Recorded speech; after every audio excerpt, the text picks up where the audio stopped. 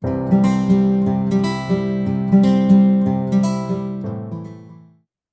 everybody, and welcome back to the Choose to Think Inspirational podcast. I'm so happy that you're here. And I've got little Rico the Morky on my lap today. He's just keeping me company as I record. He's been so good and so quiet. Oh, he's such a cutie pie. Yes, you are. Yes, you are. He just licked me. Well, on the show today, after that little intro, I have such a special guest, and she is a returning guest on the show. Her name is Reverend Jocelyn Jones. She is an author, speaker, and entrepreneur, and her background as a journalist, executive director of a nonprofit, and community leader allows her to connect with people from all walks of life. She received her bachelor's degree from the University of Iowa in journalism, and after this, she earned her master's degree in social work and her master's degree in theological studies.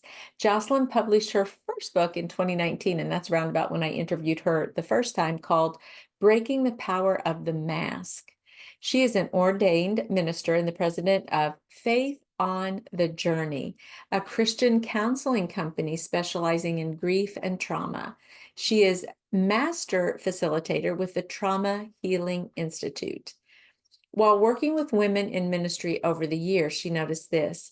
There's a need for women who desire to start their own ministry to have a community that offers ongoing support, training, and accountability. She saw a need and then she moved on that, right? She created Women in the Ministry in response to that need, committing her time and resources to help women answer the call to ministry and take the limits off of how God can use them to change the world. So does that sound like something that you might be interested in? Because that's really what we chat about today, but it's more of one of those coffee with Jocelyn kind of conversations on the Choose to Think podcast. Several months ago, I said, hey, Jocelyn, let's collaborate a little bit and just candidly talk about what's going on in our lives, kind of like I did with Carol McLeod not too long ago. And you're going to hear echoes of that even today. But what we talked about was actually what is exciting to us in our lives at this moment. And the second segment is what are the most valuable lessons that we've learned within the last year. We also talked a little bit about dealing with healing and trauma because that's one of her other specialties, and she really loves to talk about that as well. And then finally, we got to how do we use the Bible? How do we actually apply it in practical ways to our lives right now? So I think you're going to be really jazzed by this. And who are these segments for? Who is this particular episode really for? Number one, it's for you if you're one of those women who says, hey, I'm raising my hand because I've always wanted to start my own ministry. I always wanted to start my own business or have a nonprofit or write a book. Jocelyn's book is going to give you all the answers to that. And we really do talk a lot about that as well, especially on the first segment and then later through the other ones. So it's for you if you just want to get your feet wet and you don't know where to start, but you know you want to start, that's really going to encourage you. Second to that, we kind of peel back the curtains on our own personal lives and talk a lot about what it's like to be an entrepreneur, which you might also find interesting, especially if you're bent in that way and you want to see how these women, Jocelyn, myself, how we actually are really doing it. What are some of those God-limiting thoughts that we have that really stand in the way of our success? What are some of our fears as we go? So it's for you if you just want general encouragement, just like the podcast is anyway. But I think especially if you know that you have a dream or you have a vision, and maybe you're on the cusp of something really great in your life, but you don't really know where to start. That's what these little brief episodes are for. And as you know, on the show, we talk about choosing to think when it comes to your faith, choosing to think about your relationships, choosing to think when it comes to your health, whether it's emotional or physical. And today's is more like choosing to think about your wealth, which would be your purpose and your calling. So without further ado, here's Jocelyn, and make sure you stay tuned to the very end. Well, welcome, Jocelyn. Welcome back, I should say, to the Choose to Think Inspirational podcast. We're so happy that you're here. Thank you. I'm so glad to be here with you, Victoria. Yeah, so for everyone watching, you may remember that Jocelyn was on the show back in, I'm going to say, could that have been 2019, Jocelyn? Do you remember? I think it was 2020, but this time is flying. I know. And we had you on the show to talk about your book, Faith on the Journey. I think that's why you were on. Is that right? Yeah, we were talking about my ministry, Faith on the Journey, and my new Yes. book about breaking the The power of the mask. veil. The Yes, the mask. mask. The Yes, that's mask. right. That's right. So much So to remember. so what you need to know as you're listening or watching is that Jocelyn and I thought we would kind of collaborate a little bit and just talk and chat, kind of like I did very recently with on the Choose to Think podcast with Carol McLeod and her ministry. And we had so much fun just kind of catching up and chatting about things that were going on in our lives as 21st century Christians. So that's what we're going to do today. And it's very informal. Our chat is otherwise organic and impromptu, although we have a few little question prompts that might get us going. But before we do all that, Jocelyn, can you just tell everyone a little bit about where you are right now in life and what's going on with you? Oh, such a loaded question, but fun question. So, just catching those who are learning about me for the first time, I've been working to build my ministry for the last 6 years. It's called Faith on the Journey. It evolved from a blog to a podcast to book to, doing trauma healing groups and eventually a Christian counseling company. That's the Cliff Note version. And so we have been doing work with churches across the country to help them become trauma informed and to also provide care to their members. And so that's one thing that's going on, right? And that's something I'm very passionate about speaking around trauma and healing and the intersection between the Bible and trauma. Mm, But on the other side of it, one thing that I've noticed within the last 2 years is that there were women who I would connect with who also knew that they were called to ministry. And women have their own unique set of challenges when it comes to stepping out into leadership roles. Sometimes in their church, there might not be a path for them to be in leadership. Like, for example, I have belonged to a Catholic church for many years and I didn't want to become a nun. Nothing against nuns, but that right. wasn't my call, right? So in certain denominations, women don't have a path. And so I would run into women who would be struggling with that, or they knew they wanted to start a ministry outside of the church and they just didn't know how to do it. And so I created this community called Women in the Ministry that helps to coach, provide support, resources for women who are called to ministry and they need help. That is the short form of the answer to your question, Victoria. Yeah, and let me just say, Jocelyn, in absolute transparency, I went to your website and was so impressed. The more recent one that you have now, Women in the Ministry, it is phenomenal. And I was even telling my husband just a minute ago, I was telling him I was so excited to have you on the show and that we had met so many years ago when when our paths crossed and we were kind of just fledgling together, but you have so grown and the Lord has so blessed your efforts. It's just really, really amazing to behold that. I love how you've done your website and you're focusing on your book is just a portion of that, but you've built a community. You have a webinar, you have a blog, you have it can all be kind of intimidating to maybe someone's starting out, but my goodness, what a great role model. So I have no doubt that those sisters out there who are longing to start their ministry, you are just a storehouse and wealth of information for them. So hats off to you and go God for all the work that you've done. You've been busy. That's one Thank thing I thought. I you. thought Jocelyn has been busy.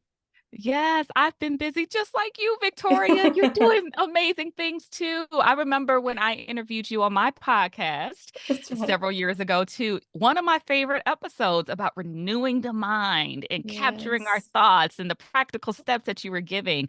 So we're both in this work together. Yeah, it's so much fun. It's just been so much fun, but what a great job you're doing. And while we're kind of talking about your website, your ministry, and your book, Sister Start Your Ministry, do you happen to have that so you can show it up? I read Yes, the yes, PDF form that you so graciously sent me.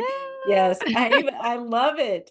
And everything is so amazingly professionally done. I'm just like, oh my goodness, you've got a great team working for you. You have Thank you. freebies that go along with your book, which I did not download, but or to kind of take a peek at just yet. But it seems very extremely well done. I mean, like A plus plus plus plus plus. I was just so Thank impressed you. by all your hard work and what you've done. But tell us a little bit I will have already read, the readers already know, or the listeners already know about your book, essentially. But the way you have it organized and the just the catalog or the ideas, the themes as you progress someone through exactly how to start a ministry. It is really it's not bite size, it's much more substantial than that, but it's kind of easy if you just follow the steps. Do I kind of have that right? Yeah, yeah, I think that's a good starting place to kinda describe it. I think that, starting a ministry, it is a journey that requires you to press beyond fear, and there's a lot of mindset, which is right up your lane, Yeah, that's Victoria, right. right up your lane. That's And so, one of the things I try to do is start off by just addressing the mind, the why you are starting your ministry, the fact that you are called, you are chosen, there are gifts that only you have that are unique that the world needs. And so encouraging women to step out and also acknowledging that fear is going to be something that you're going to experience and have to, you know, navigate, whether Mhm. it's imposter syndrome, whether it's doubt. And so we deal with kind of mindset up front. And then after that, I talk about the ministry development cycle, excuse Right. me, the four stages of that, the process of discerning your call, because discerning is something that sometimes we're wrestling with God, like about what I do next and all this for some time. So discerning what you're passionate about, your focus, who you want to serve, how you want this to look, discerning. Then getting into the equipping stage. Once you do have some level of understanding of what you're called to do. Now I need to get equipped to do this work. Right. What type of training, certification, mentorship, coaching do I need? Then after that, we need a plan. We just don't want to go out here and just be all over the place throwing spaghetti at the wall. We want to have an idea. And so we talk about creating your ministry plan, just like a business plan. Right. But then you can't just plan all day. Now you have to implement. I think sometimes we can get stuck in overthinking. We're afraid to make a mistake, but you got to get out there to Right. do it. And so we dive into the ministry development cycle, and then we kind of talk about organizing your life, even if you are working full time, which many people will be working another job or doing That's something right. else while doing ministry. So how to organize yourself and have a 90-day plan of implementation. And that's the book in short. Yeah, it was amazing. It was so good. I loved the format. I loved just leafing through every single page, and it all made really, really good sense. I found myself along the way as I was reading, and I'm like, okay, I've kind of done that. So I kind of felt good about that. And well, maybe I haven't done this yet, but at least that's something to even target. So this book is really a great resource for those who are just starting out, and even for someone like I am, who's been on this journey for a while. There are still really good solid nuggets of wisdom and practical applications that can help even some seasoned entrepreneurs as well. 100%. Thank you, Victoria. Yeah, you're welcome. You're so welcome. And so I found myself thinking, I'm wanting to go to our little four segments or questions that we have, but I also found myself thinking as you were talking, Jocelyn, what would you say has been the hardest aspect of this for you? Because I could answer that on my own as a female entrepreneur with a ministry as a part-time job, a very low sense of income for me and for my family at this moment. But I could tell you some of the hard parts that I have, or the issues that I face. But I'm wondering for you, because we don't want to paint a picture that everything is just rosy and it's all, this nice little packet or package tied up with a pretty pink bow, though it may be at times. For me, that's not always the case. There's a lot of unraveling sometimes as I go, and I feel discouraged. I feel um, incapable. I mean, I could give you a lot of adjectives that might even bring a tear to Mhm. my eye, but they're probably fairly common along the way, and I have to resist and fight those. But for you, can you think of one or two things that have been struggle points for you along the way in this journey now that you're 6 years in and having done all these awesome and amazing things that you've done and accomplished? Thank you for that question because it's very real.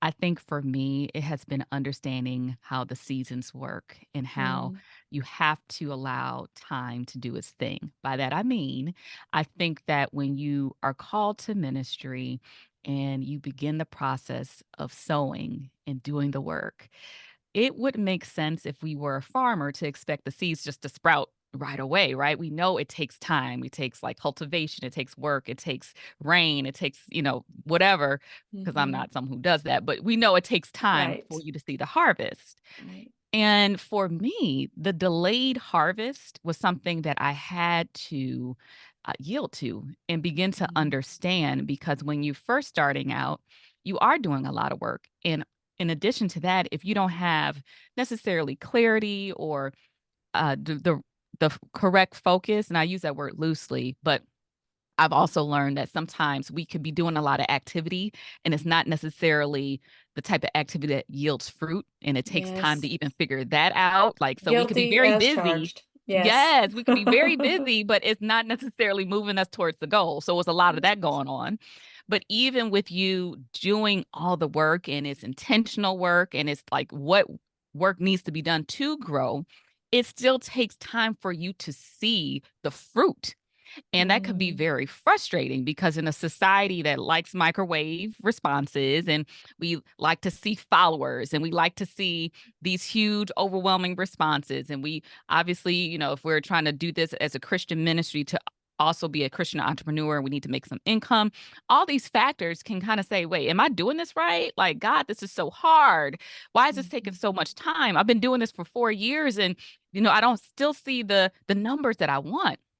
And so I've had to first redefine what success looks like for me and say, okay, this is, first of all, me being obedient. mm, Secondly, I'm not going to have my measurements be by the world standards that says I have to have a gazillion followers to be making impact. No, there are mm, people whose lives are being transformed. Even if it's 5 people who initially listened to an episode, those 5 people can be touched by what you're doing. And so mhm, I had to redirect my focus to say, why am I doing this? And it's not to edify Jocelyn, it's to edify God. This is ministry. And so I had to kind of shift how I was looking at mm, this and also kind of shift my expectation for this immediate yield of results. But secondly, I did begin to see this year in particular where the consistency with the podcast, the consistency with reaching out and going out and doing my newsletter each week, right. religiously and all this stuff eventually people did start reaching out to me and me getting regular speaking engagements and having people say, "Hey, Jocelyn, she deals with trauma." My brand is now known and Right. I'm looking at it. I'm like, wow, wow, this year I'm starting to see the harvest from stuff that's been 5, 6 years ago. Wow. And so I think that's the one of the biggest lessons I've had to learn as it relates to ministry, that it takes time, but the Mm, consistency is key, and your why for doing it has to be solid because otherwise you will quit. You have to mm, know that you know that you know that God is calling you to do this work and it's bigger than you so that we can get out of our way when we don't see the results that we desire right away. we just been to church, Jocelyn. That was such a good word. That just so encouraged my heart too, because wow, I have struggled with that very thing. And I have all these scenarios in my mind, like I'm okay, maybe I'll just take off for the summer with the podcast because we are now in our fifth year podcasting.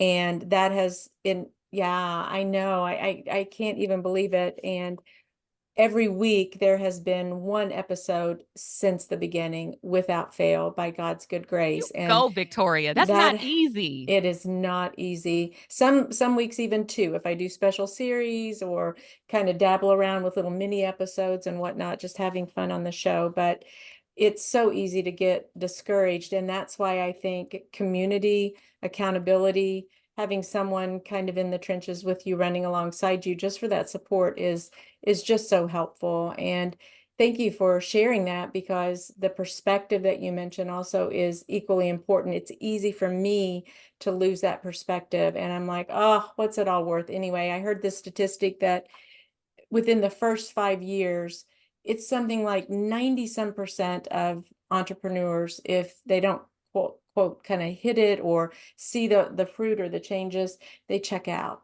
Mhm, Some people can mhm. last that long, but then there's a real wall that's kind of hit in that fifth year, it seems. And don't quote me on that.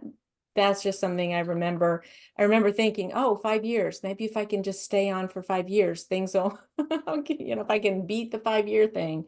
But Mhm, it is, mhm. it is really tricky. Well, I'm going to go now to some of the questions that we were kind of thinking about. And one of them was, what is exciting to you in your life right now? And that can be in any area. It can be professionally or personally, even just anything that's really got you all jazzed up. Well, for one, I'm excited to work with women and coach them in helping them to Yes. start their ministry. I have a new program we're rolling out, a ministry accelerator to support women, a 10-week intensive. And we're going Wow. there for women who like know that they know that they know that they're called to ministry. Let's do this. Let's I'm do it. providing them with the technical support, the coaching, the training, the things that I wish I had known. Because here's the thing, I was floundering, Victoria. I mean, floundering in the ocean trying to figure this thing out, and so there was just a lot of mistakes that I made, and so I'm excited to try to help women to learn from some of the mistakes I've made and make their road a little bit easier so they can be intentional with their time. So Mhm. that's one, I'm excited about that, and I'll be happy to share with you kinda later how people can get information on that, Sure. but outside of that, I think I'm even more so excited about understanding the importance of my voice. And not just my vocal voice to the public that you're listening to right now, but knowing the voice that's inside of me, how the Holy Spirit speaks to me, guides me, and how I need to listen to it more. Like I Mm, realized in the last year, due to some mistakes that I've made, that I have suppressed that voice. I have denied that voice. I have said, I'm not listening to some people say my gut. But for me, I realized that this needs to stop. My voice is something that has been guiding me and has been there this whole time trying to direct my path. I've just learned to suppress it because mm, of other individuals in my life, my own self-doubts. And so this year, I feel like this level of like boldness that's coming out of me and saying, wait a minute, no. The Holy Spirit dwells in me, directs me, and people need to not only hear my story and my voice, but I need to listen and follow what I need and want, which means that sometimes I'm going to have to say no to other people. mm, I'm going to have to say yes to myself. I'm kind of in this process, I guess what I'm trying to say, Victoria, of releasing the people pleasing, right? Like it's just like mm. liberation of just saying, Let it no, go. I don't want to do this. And it is okay. And it's okay to have boundaries and it's okay to do what I need to do for myself so I could be a Mm, better Jocelyn for other people. So there's just like whole shift in my life right now as I'm doing the work in therapy, doing my counseling, doing my mindset work. And yes. as I feel this, I feel like it's just a different outlook on life. And so Mm, that's kind of where I'm at right now. It's this overflow that I'm experiencing in this moment. wow. I love that. I really do. That sounds so exciting. It's nice to be in a place where you know God is teaching you something and he's taken you to this moment and he's going to step you through it. Matter of fact, one of the lines in your book that really stuck out, I think it was someone told you this. I can't remember the exact scenario, but it was something like, Jocelyn, God leads you by steps, not by leaps, something like that. Yes. Yeah, Yeah, I you love got that. It it. was so good and so helpful, because often we think we need to be way over here, but yet God is just stepping you through little by little by little. He's right there with you as you do hold up those boundaries and kind of discover, wait a minute, Spirit, you are leading me. It's okay to be me. I have something to contribute. I have something important to say. And your timing will be just right in all of this. So Mhm. what a great message there. I love that. Well, for me, I would say that, I mean, I kind of went a different route to answer that question, but I'm so excited about pickleball. And I don't know if you know, but do you know I wrote this book? It's a No! devotional. I didn't oh, that's so cool. Yes, it's called Pickleball Passion, and that's my husband and me there on the cover. In case you're, if you can't see it on, if you're not watching on YouTube, but it's a marriage devotional. It's 21 days to a stronger connection on and off the court, and that was something that came out just late last year. I didn't quite make my Good Friday deadline, and there were, I cannot tell you how many issues with the publication of this book. I felt like I was just pulling teeth out of, out of my little dog or something. I mean, just, oh, it was really like roadblock after roadblock after roadblock. But with persistence and just not giving up, and by God's good hand, we finally got it up and running. Matter of fact, Amazon was declaring it out of stock. So I was having people say, Victoria, I can't even buy it. It's out of stock. You're doing such a great job. It's like this, amazing book, when really it was just on hold for printing. And there are just so many issues with it. But finally everything is kind of squared away, and it's good. But what has recently happened, and this is, big shout out to my dear friend Shauna. She is the pickleball director at the Central Kentucky YMCA. And so she called me one day and she said, I need to meet with you. And she said, I want to have your devotion at the YMCA's. I want to make it available. I want you to do a clinic, or would you consider doing a clinic for couples? And we're going to have a book signing for you. And I was like blown away by that. That was a little bit of fruit that you're talking about, where you and I both know how marketing isn't easy. It can be a It's not. challenge, but suddenly someone was saying, I'm going to push this out to thousands of people who are, yeah, who are, YMCA members and even the community at large.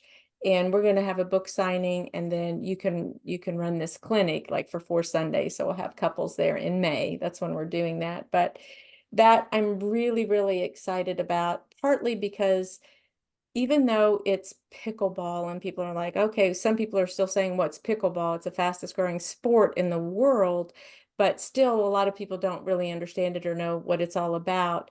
But for me personally, and this is something that I'm excited about, it's that my character has been called to the mat. And what I mean by that, I could even say called to the court, because when I'm meeting hundreds of people, my husband and I play in tournaments, my women's doubles partner and she's a dear, dear friend of mine. We play in tournaments together, and everywhere we go, we're carrying Christ, no matter what we're doing, or even in something like pickleball. If a listener is sweeping the floor, nursing a baby, doing those small, menial kind of tasks, they're still bearing the image of Christ. And I had to I'm very competitive, Jocelyn. And I think I've had this kind of competitive spirit. I didn't really know. I knew I was competitive, but not to the extent at which God is allowing a lot of things to really be worked out of my heart. This year, the word for the year for me was sacrifice.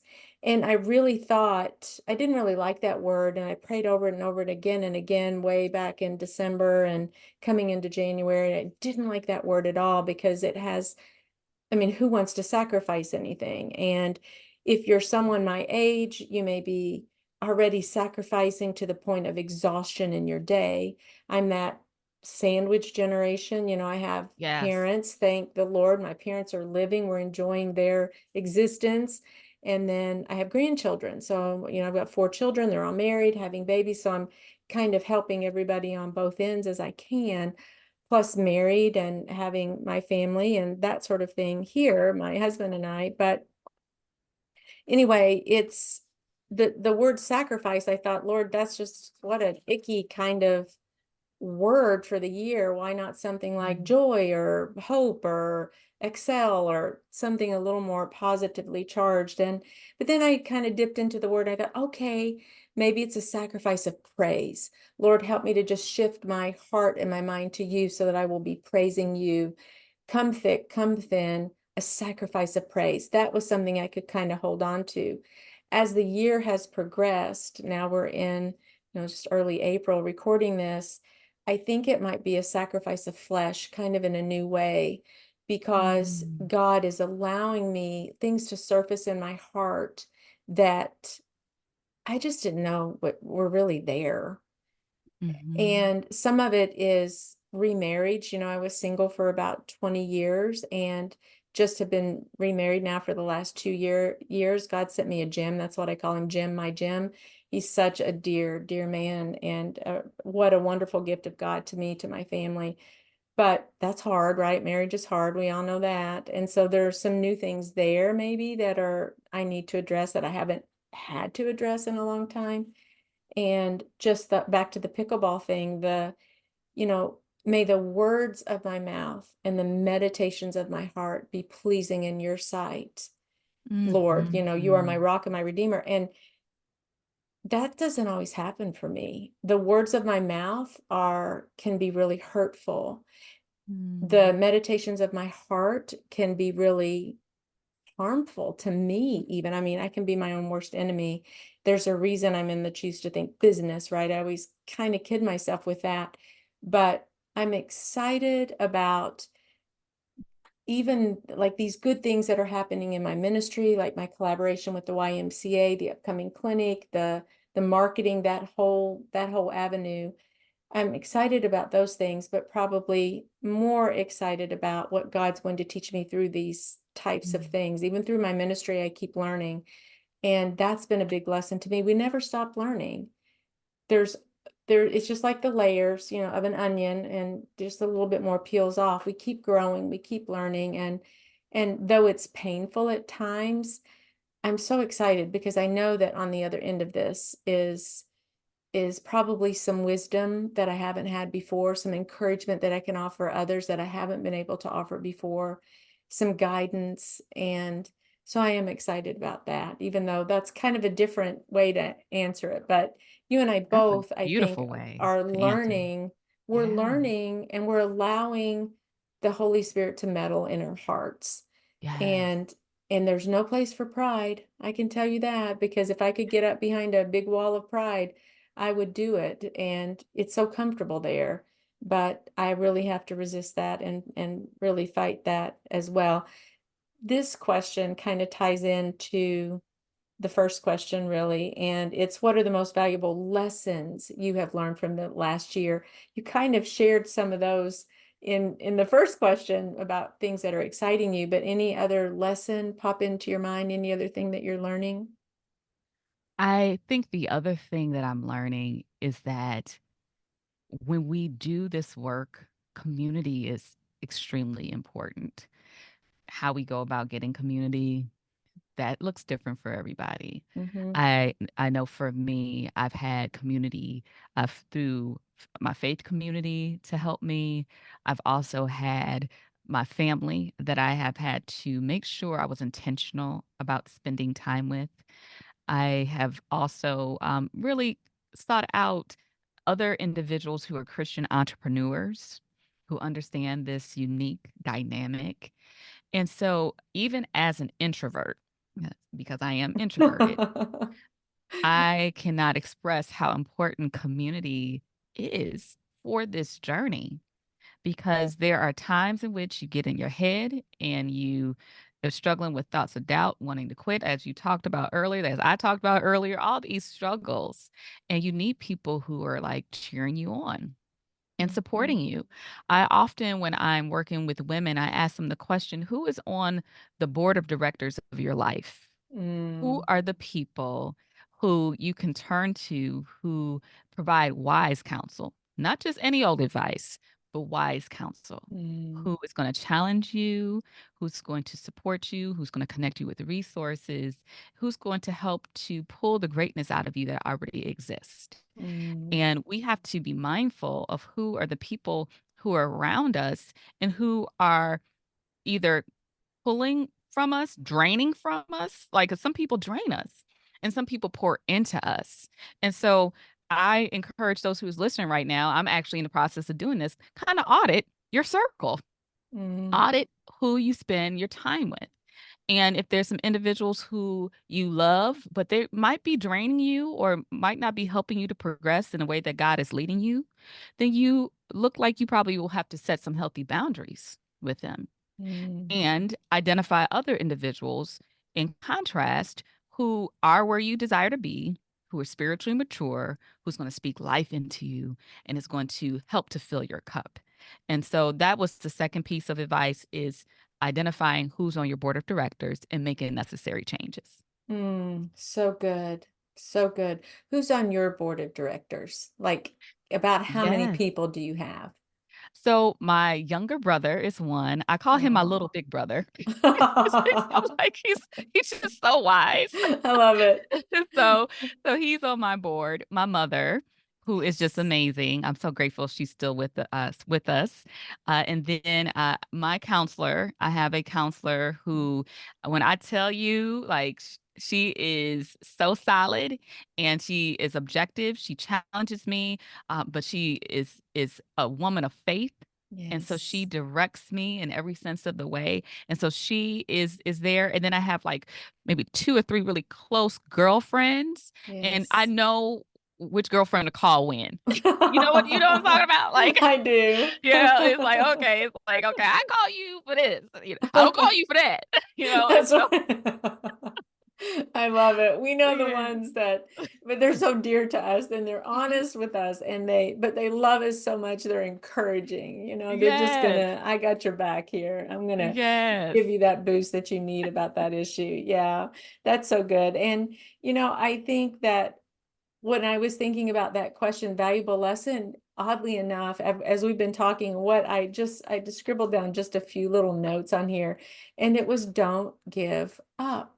That was the lesson that I'm trying to really just say, I'm just not going to give up because you kind of once you're tapped and once you're called, you don't want to give up. It's like, okay, what would I do if I did give up? I don't even know what that might look like, but I want to have a persevering mindset, but it can't be on my own strength. And that's where I get snagged a little bit because in my own might and my own energy and my own planning, my own head, I might exhaust myself and then feel so frustrated because maybe there are no rewards or nothing tangible or I'm telling you the thoughts in my head. I could tell myself things like what you're doing doesn't really matter, nobody cares about this, you can just spend time doing XYZ, or maybe you need to go off in this avenue. So I don't know, I can get really kind of heavy in my own head, but in the end, if I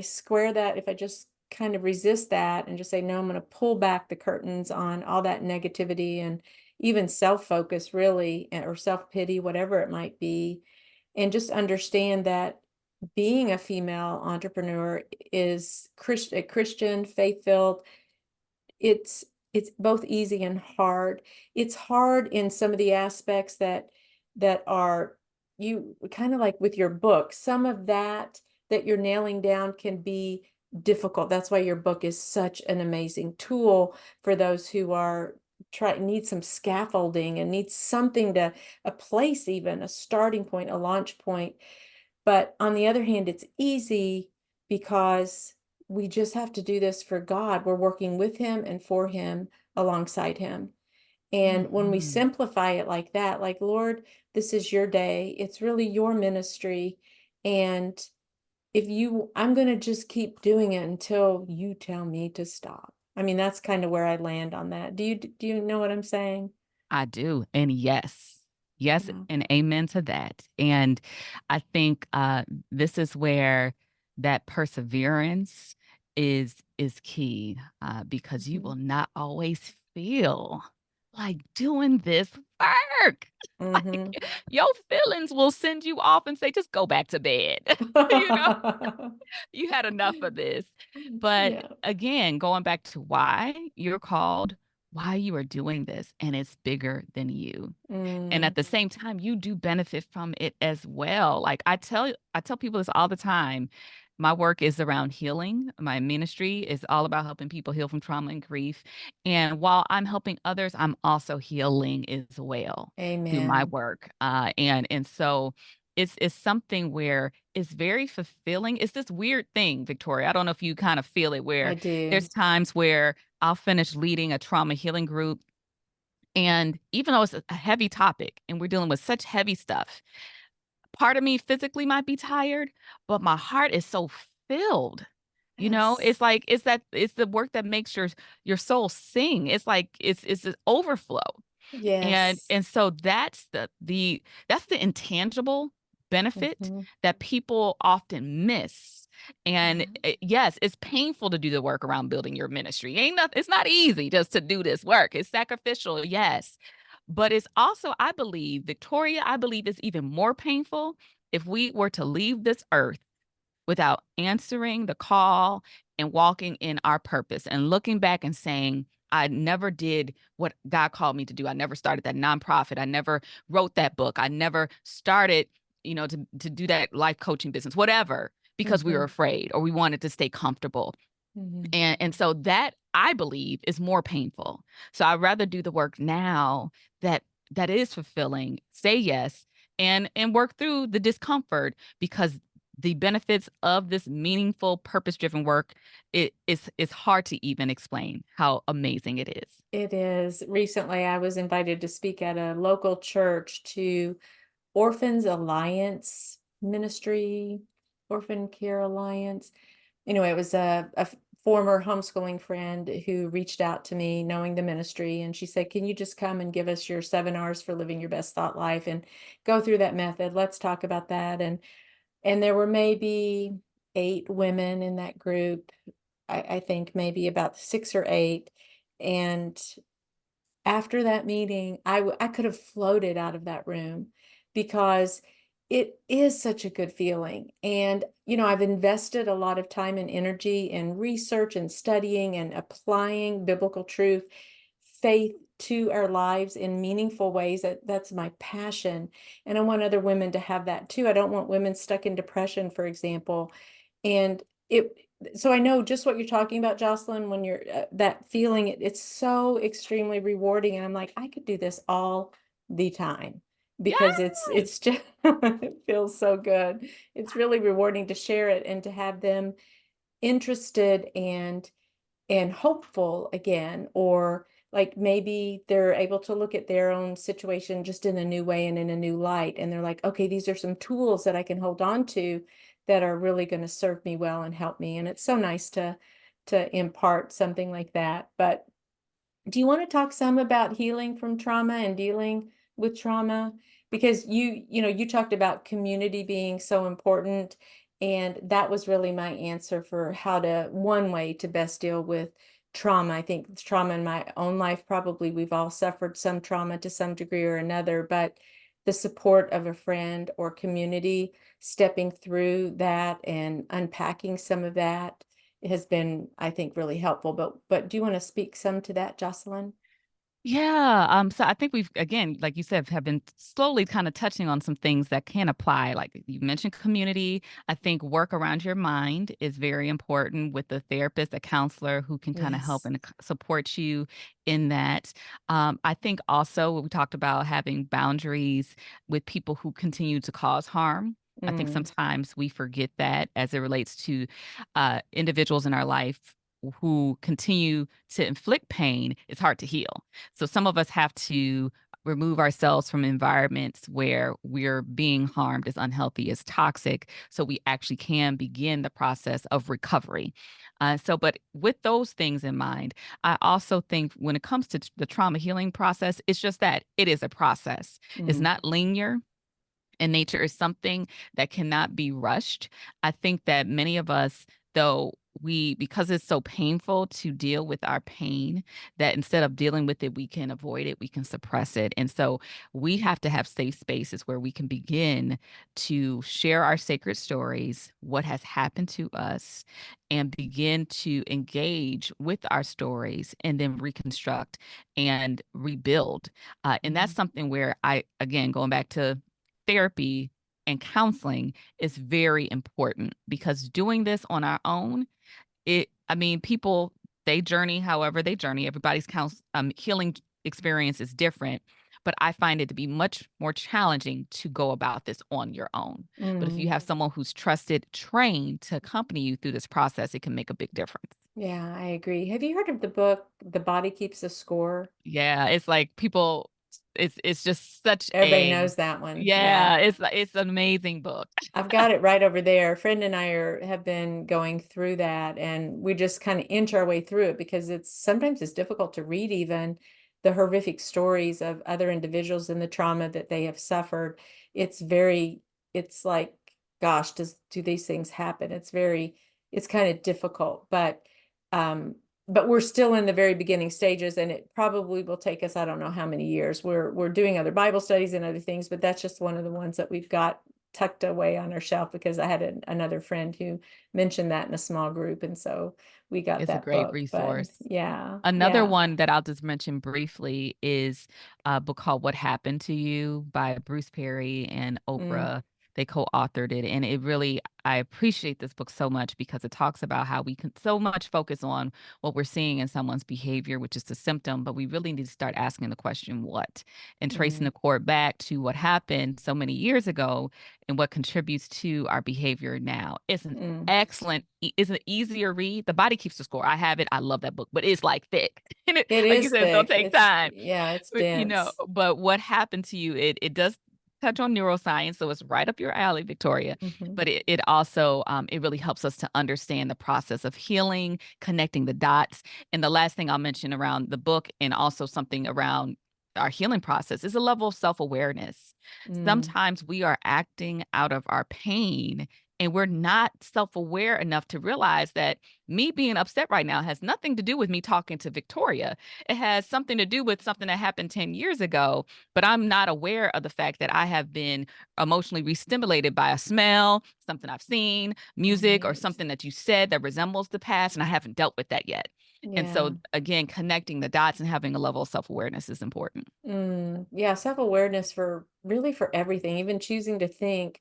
We talk so much about our emotions, our mindsets, our feelings, because feelings and emotions tend to be signposts for something Mhm. that's going on much deeper. And often I talk about reverse engineering. Suddenly I'm feeling down in the dumps. Well, let me just kind of go backwards a little bit and think about what I was thinking about, or what am I thinking about?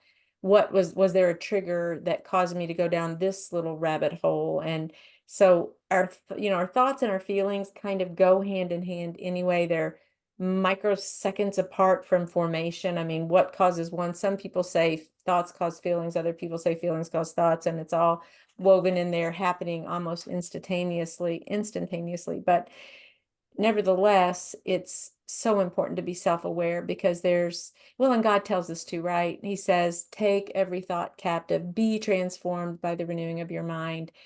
Even tells us what to think about, and in Philippians 4:8. So there's a biblical precedence for that. And you and I have Christ at the center of our ministries, which is so critically important. Also, as we're discussing all of these things, we know that we are Christ followers, and his word matters a lot to us and is essentially the the linchpin for everything that we're even talking about, I think. And that brings us to the last segment of how is the Bible kind of alive in your life in practical ways, or how do you connect the dots, Jocelyn, between what you read in the Word and your life? In other words, what difference does the Bible really make to you?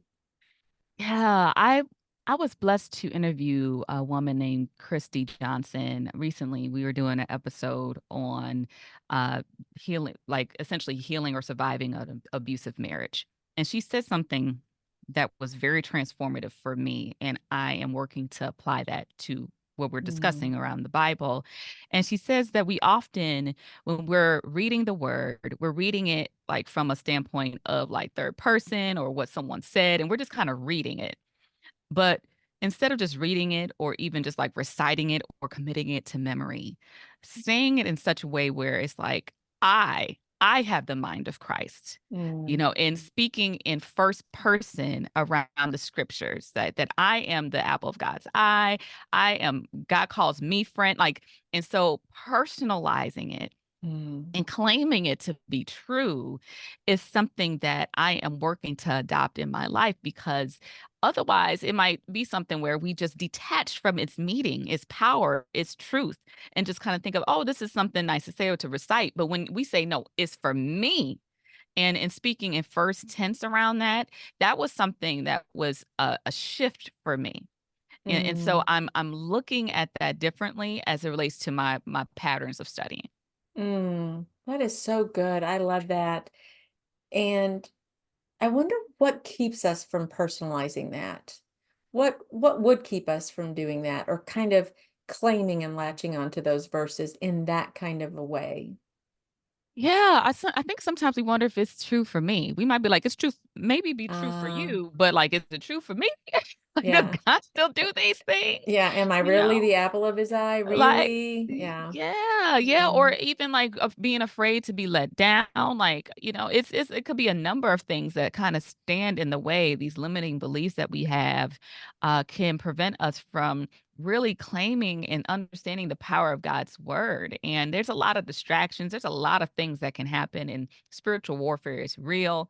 So we're Mm, dealing with all these dynamics that can get in the way of us really taking hold of the word of God as our own, and really fostering that power that comes from the word. And so I'm in process, Victoria. I have not arrived. I am just, at this point in my life with some major life transitions, trying to center myself and say, okay, no, you need to get back to your center, which is the word, which is God. And what does he say about me as his daughter? And mm. really holding on to that. That's a practice I'm seeking to follow through with, Victoria. You keep praying for your sister. Okay.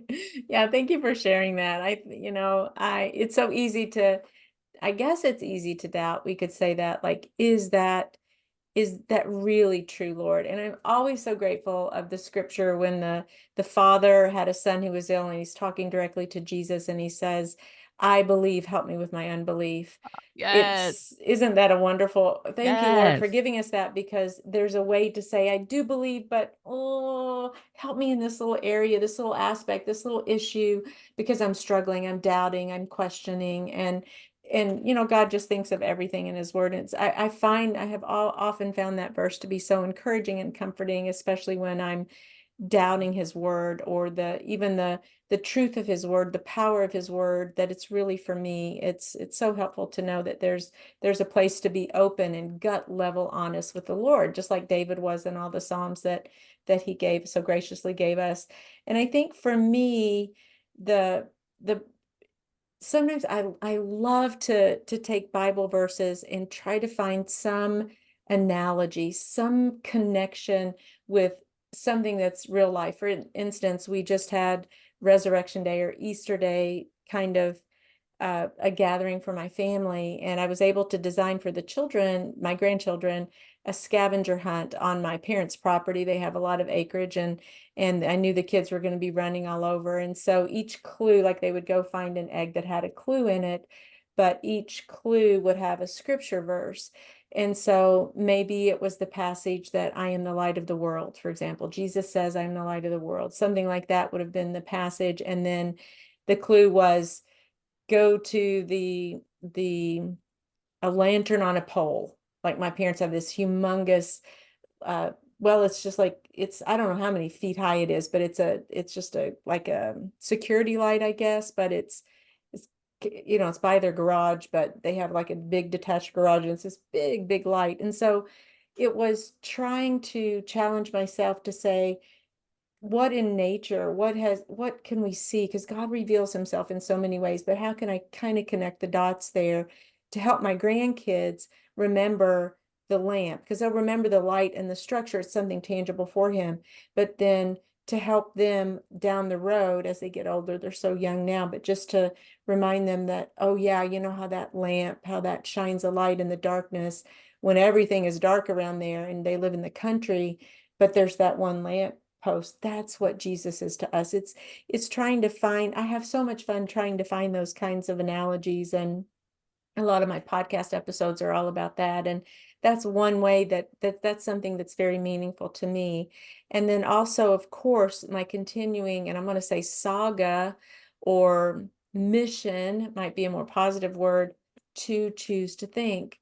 Yeah. And because recently, the last couple of episodes, matter of fact, the episode that will drop Thursday, it's the one that comes this week is one of confession, where I'm I'm just saying, sometimes I don't choose to think. Don't think Mhm. that Jocelyn and I have our acts together 24/7 all the time. It's just not true, is it? It's not. That is No. you're right about that, Victoria. Yeah, and Satan will come against us so heavily in those areas where we're trying to proclaim God's goodness, just like the pickleball passion devotional, because maybe I'm playing with Jim, and instead of doing all those things that I talk about doing, I'm like, maybe I say something crass to him, not crass, but something maybe mean-spirited, or maybe I criticize him, even though in the book I'm saying, use these words to talk to your spouse, and then there I am, and then Satan is like the great accuser, right? There you go, Victoria. You had no Right? business writing that book. You had, Mhm. oh, it's incessant. But partly I think that we've got targets on our backs, but we just have to remember that we can armor up. God has equipped us. And though, I mean, at least the enemy is attacking, because maybe we are proclaiming God's goodness. We do have a voice, we do have an audience, and we're just not stopping. We're not letting up. And so it's people like us who are trying our best with God's help to declare his goodness and share the gospel, the amazing good news and what God has done in our lives, with so many people who will give us an ear, right? Or listen or Right. watch. It's what we're trying to do, to be helpful and to be of service, and really to declare God's goodness, to point the finger to him, not to us, but to him, because he so changed our lives and has made such a difference in our lives. That's our mission. But because we're doing that, I think we're in kind of a more likely target. We're in the arena. Let's just put it that way. We are in the arena. We're not in the stands, Jocelyn. We are Yes. in the sand pit down there, kind of duking it out, but we don't go alone. We have the Spirit within us, as you mentioned a moment ago, who's surrounding us. We have God's word, which is our sword, and we can wield it. We have it, but we also need to use it. So it's not just putting on all the armor pieces, it's also using them or applying them. And so I try very hard to keep my Mm. mind focused, and when God says choose to think, when God says take the thoughts captive, when God says be transformed through the renewing of your mind, when God says think about such things, I want to do those things. And I strive to, yoked with him is what I say, air quotes on the strive, to do that. It's a passion of mine to figure out what it means to have the mind of Christ. And I think that'll be a journey for my lifetime. Mm. Amen, So, Victoria. Yes. Yes, yes, yes. yeah. Oh, this is Well, so good. it's so fun. I think we could go on forever. Like, okay, let me go fix dinner and I'll be right back, that kind of Right, thing. But well, tell everyone, please, Jocelyn, where they can get a hold of you. How can they reach out to you? Sure. So if they want to just reach out to me for just information about what I do, go to jocelynjjones.com. But if you are a woman who is interested in exploring your own ministry, visit womenintheministry.com. Again, Mhm. that's womenintheministry.com. Yeah, so good. And please rush out to get her book. You won't be sorry, especially if you're at a point in your life where you're like, yeah, I think God has me here for something, and I haven't quite tapped into it yet, but something's stirring. If something's stirring in your spirit, in your soul, and you're like, I do want to, and it could be anything, right, Jocelyn? Maybe everyone loves your cheesecakes, or maybe you crochet something that is, people want those, they love those. It has so blessed people. Maybe that's something you could lose yourself in time doing, because God's gifted you in a way, in a very unique and special way. And so I highly recommend that you start out with Jocelyn, get her book, let that be your launch point. And sometimes you do challenges, right?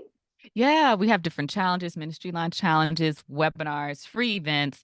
Oh, there's so much good stuff There on the is. So site. go to Yeah. her website, check it out. You won't be sorry, I promise. So, but thank you so much, Jocelyn. We're going to have to do this again. Maybe we need to do like every 2 years or something, just a little touch Yeah. point. And okay, here we are. We're All still right. going, We're you still know. at it. That's I would right. love that. Okay. All right. Well, thank you so much, Jocelyn. Thank you, Victoria. Yes.